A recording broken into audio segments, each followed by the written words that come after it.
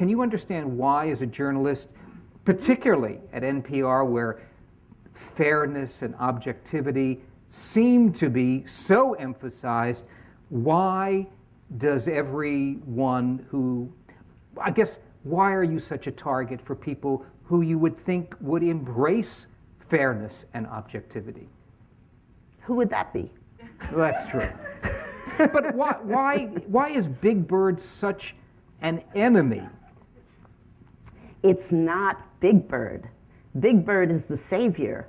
Year after year, cycle after cycle, every administration has bumped into, has collided with NPR and complained about it, Republican and Democratic. But it's only Republicans that want to zero out the budget. And the only thing that beats them back every time is Big Bird. He is invincible. He has a lightsaber, and he just slices right through the opposition.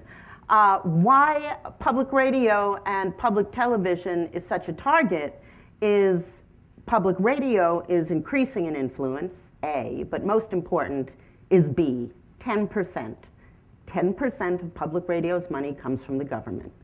If that money weren't there, if they didn't have the taxpayer banner to wave, they wouldn't have a case to make. We would just be anybody else that they dislike. I mean, it isn't as if the New York Times hasn't been singled out over and over again as well. I mean, it has been 30 years of creation of this notion that mainstream media reports in a liberally biased way. And there were a lot of people who felt ill-served by mainstream media.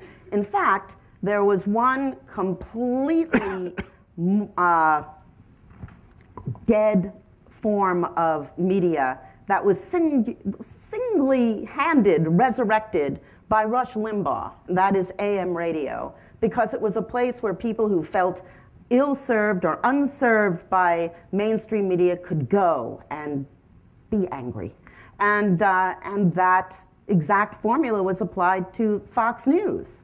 Although Fox News did, I watched Fox News almost exclusively on election night. Oh, who didn't? But, yeah. But I don't mean after it looked like, for gloating purposes. Mm-hmm. I meant I just wanted to see how they covered it. And Shep Smith is a very fair guy. Yes. And their coverage, the guests, the commentators they had to talk about the election and the election results were more diverse than were on MSNBC by far. And of course you had the great moment when Karl Rove, produced that primal scream, and you saw Fox trying very hard to address this in as clear and open and uninflected a way as they could. So I understand that Roger Ailes, the head of Fox News, said to the staff before the election, now look, if it looks like Obama is winning, don't act like somebody ran over your dog. Some did, but mostly they didn't. Mm-hmm. Well, that brings me to my next question, which is, we live in an age now where it is possible to quite literally be hermetically sealed off from any opinion that doesn't agree with your own. Fox viewers, as you said, take the Kool-Aid from Roger Ailes, and by the same token, MSNBC viewers live in an age of New Deal idealism. I'm wondering, many people have pointed out that this really isn't that different than the way the press used to behave 150 years ago, when everything was partisan in terms of reporting. I'm just wondering, we live in an age of 24/7 cable networks. Is it now impossible for one point of view to ever really listen to another point of view? It's entirely possible. And you're, of course, right about that history. I've spent a big chunk of my book recounting the history of journalism from the invention of the written word to the year 2042. Gets a little sci-fi at the end. And, and what I find is, over and over again, that period, that golden period that so many people refer to, is the golden age of consensus media. And it happened because Contrary to a centuries-long historic trend of media getting cheaper, cheaper, cheaper, there was the creation of a medium that was way more expensive, which was television, which required assembling enormous audiences. And how do you do that? You have to create television that appeals to a broad middle and marginalizes outsiders. So if you want to watch television, you will have to find yourself identifying with that great middle, no matter that your life has nothing to do with the life that Beaver Cleaver led.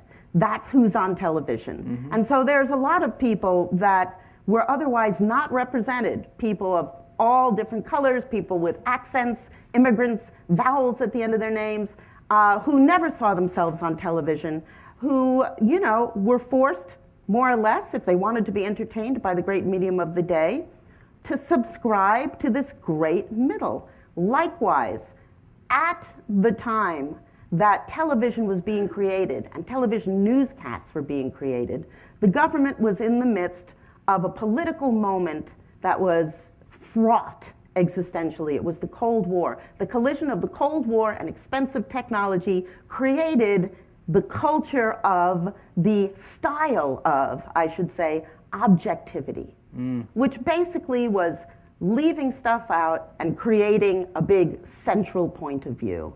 And that made everybody happy, especially the government that was licensing television and regulating it. So mostly it's been a big mess. To get to your question about can we ever find voices with who reflect views with which we don't agree? Of course we can, if we want to. There was a study that was done at Harvard that found that people who were incredibly well-informed before the internet were even more informed after the internet.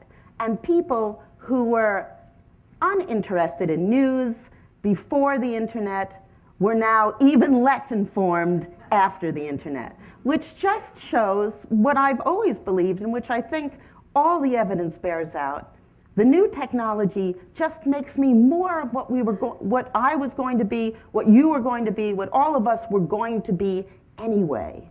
So if you're naturally curious and you're willing to venture out of your comfort zone, the environment is so rich. If you want to be hermetically sealed, that option is available to you.